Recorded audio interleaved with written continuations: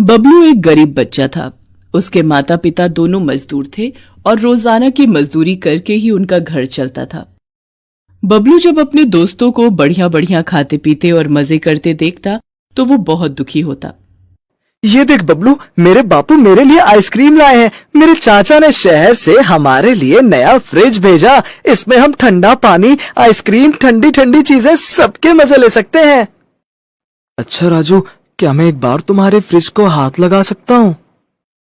नहीं नहीं बबलू, तेरे हाथ लगाने से हमारा फ्रिज खराब हो जाएगा। फिर माँ बापू मुझे डांटेंगे। नहीं, अब तू जा, कहीं माँ बापू आ गए तो मेरी डांट पड़ेगी। बबलू उदास मन से घर आ जाता है। माँ बापू, मेरे सब दोस्तों के घर फ्रिज है, मुझे भी फ्रिज लेना है। बेटा, हम लोग बहुत गरीब हैं, हमारे पास तो गुजारे लायक ही पैसे हो पाते हैं। बबलू बेटा, तुम तो जानते हो तुम्हारी माँ और मैं मजदूरी करके बड़ी मुश्किल से पैसे जोड़ पाते हैं। फ्रिज तो बहुत महंगा आता है, वो खरीद कर देना हमारे लिए बहुत मुश्किल है। कहते कहते बबलू के माता पिता की आंखों में आंसू आ जाते हैं। माँ बापू, आप रो मत, मुझे फ्रिज नहीं चाहिए। बबलू ने अपने माता पिता को कह तो दिया, पर उसका ध्यान अभी भी फ्रिज की तरफ ही था।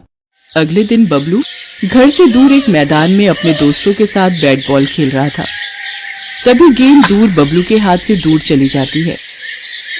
अरे यार, गेंद तो उधर पुराने खंडहर में चली गई। बबलू, तूने ही गेंद फेंकी है, अब तू ही लेकर आएगा। पर उस खंडहर में तो जाना मना है। मेरी माँ कहती है वहाँ भूत और चुड़ैल रहते हैं। कुछ भी हो, गेंद तो बबलू को हिलानी पड़ेगी।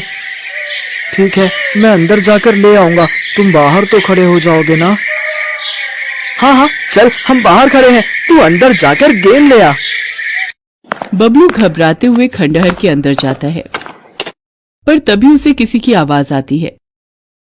वो रही गेंद, जल्दी से उठा लाता हूँ। मुझे बचाओ। अरे, ये आवाज कहाँ से आ रही है? अरे, ये तो कोई पुराना फ्रिज दिखाई पड़ता है, पर इसमें से किसी की आवाज आ रही है। कोई बचाओ मुझे बाहर निकालो, कोई मेरी मदद करो। बबलू जल्दी बाहर आ, नहीं तो हम चले जाएंगे। आ रहा हूँ, रुको, ये लोग चले जाएंगे। बबलू अपने दोस्तों के साथ घर वापस तो आ जाता है, पर उसका ध्यान अभी भी खंडहर में रखे फ्रिज की तरफ जा रहा था, जिसमें से आवाज आ रही। अगली सुबह वो अपने माँ बापू से बोला, माँ बापू, कल जब मैं अपने दोस्तों के साथ खेल रहा था। बबलू खंडहर वाली बात अपने माँ बापू को बताता है। सुनो जी, अगर बबलू की बात में जरा सी भी सच्चाई है तो हमें खंडहर में जाकर देखना चाहिए, क्या पता किसी की जान खतरे में हो। ठीक है भाग्यवान, अगर तुम कहती हो तो हम बबलू के साथ चलते हैं। चल बबलू बेटा। बबलू के माता पिता उसके साथ खंडहर में पहुंचते हैं। खंडहर में पहुंचकर वो देखते हैं वहां कोने में एक पुराना फ्रिज रखा है जो कि बाहर से बंद है। अचानक उन्हें भी वही आवाज फ्रिज में से सुनाई देने लगती है। कोई है, मुझे बचाओ, मैं यहाँ फंस गया हूँ, कोई मुझे बचाओ। अरे, आवाज तो सचमुच इस फ्रिज के अंदर से ही आ रही है, पर यह फ्रिज तो बाहर से बंद है, अब इसे खोलें कैसे? बापू, हम चाबी ढूंढते हैं, क्या पता इस फ्रिज में कोई चाबी लगी हुई हो तो यहाँ गिर गई हो। हाँ, हो सकता है, चलो ढूंढते हैं। बबलू और उसके माता पिता चाबी को ढूंढते हैं। अचानक बबलू की नजर कूड़े के ढेर में पड़ी एक जंग लगी चाबी पर जाती है। बापू देखो, एक चाबी यहाँ गिरी हुई है, लगता है ये इस फ्रिज की ही चाबी है। हाँ, लग तो यही रही है। रुको, तुम पीछे हो जाओ, मैं फ्रिज को खोलता हूँ। कोई बचाओ मुझे, जल्दी बाहर निकालो। रुको भाई रुको, खोल रहा हूँ। बबलू के पिता ने जैसे ही फ्रिज को खोला, उसमें से धुआं बाहर आने लगा और धुएं में से एक विशाल जिन्न प्रकट हुआ। शुक्रिया मुझे बाहर निकालने के लिए, आज मैं आजाद हूँ। कितने समय बाद आज मैं इस फ्रिज से बाहर निकला हूँ। आप कौन हैं अंकल? मेरा नाम मस्त कलंदर है, मैं एक जिन हूं बेटे। पर आप इस फ्रिज में कैसे कैद हुए?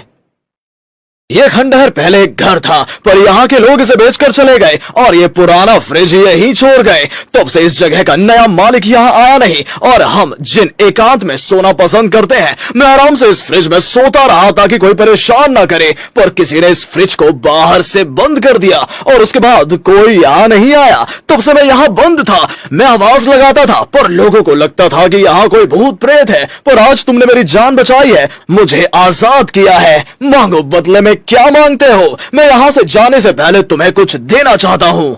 बेटा, तुम सचमुच बहुत बहादुर हो, तुमने मेरी मदद की है। बोलो, तुम्हारा किस चीज का मन है? वो चीज मैं तुम्हारे सामने हाजिर कर दूंगा। जिन अंकल, क्या आप ऐसा कर सकते हो कि ये फ्रिज नया हो जाए और मैं इसमें ठंडा ठंडा पानी पी लूं और आइसक्रीम भी खाऊं? बस इतनी सी बात, ये तो मेरे बाएं हाथ का खेल है। मैं इस फ्रिज को जादुई फ्रिज बना दूंगा। आज के बाद ये फ्रिज कभी खाली नहीं होगा। ये जादुई फ्रिज खाने पीने की चीजों से हमेशा भरा रहेगा। जिन हवा में अपना हाथ घुमाता है और पुराना फ्रिज एक बहुत ही चमकदार सुंदर जादुई फ्रिज में बदल जाता है। ये देखकर बबलू और उसके माता पिता बहुत खुश होते हैं। उसके बाद वो जिन वहां से गायब हो जाता है। बबलू अपने माता पिता के साथ उस जादुई फ्रिज को लेकर घर आ जाता है। जादुई फ्रिज तरह तरह की खाने पीने की चीजों से भर जाता है। फल, सब्जी, मिठाइयाँ, पीने के लिए ठंडा पानी, जूस, केक, पेस्ट्री, चॉकलेट और भी बहुत सारी खाने पीने की चीजें जो आज तक बबलू ने कभी नहीं देखी थी। बबलू ठंडा ठंडा पानी पीता है। बापू, ये तो बहुत सारा सामान है और पानी भी देखो कितना ठंडा है। बापू, क्यों ना हम एक दुकान खोल लें जहां पर आप इस फ्रिज में रखा सामान बेचकर अपनी कमाई भी कर सकते हो। हमारा बबलू कितना समझदार हो गया है। ये तो तूने बहुत समझदारी की बात कही बेटा। हम कल ही एक दुकान किराए पर ले लेते हैं और फिर इस सामान को बेचकर जो भी कमाई होगी हम उससे किराया भी दे पाएंगे। और साथ ही साथ तुम्हें पढ़ाई भी करनी है बबलू बेटा, जो तुम्हारे लिए बहुत जरूरी है। माँ, तुम चिंता मत करो। अब मैं अपने जादुई फ्रिज में रखे फल, हरी सब्जियां खाकर और ठंडा दूध पीकर देखना कितने अच्छे नंबर से पास होकर दिखाऊंगा। बबलू की इस बात से उसके माता पिता दोनों मुस्कुरा देते हैं। अब तो बबलू के माता पिता ने अपनी एक दुकान खोली और मजदूरी का काम छोड़ दिया। वो दोनों मिलकर मेहनत करके दुकान चलाने लगे। साथ साथ उन्होंने और भी सामान खरीदकर बेचना शुरू कर दिया।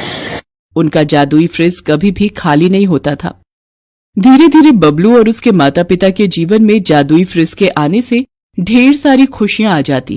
हेलो दोस्तों, कैसे हैं आप सब? हमारी कहानियाँ देखने के लिए हमारे चैनल को सब्सक्राइब कीजिए और हाँ, बेल आइकॉन पर क्लिक करना मत भूलिएगा।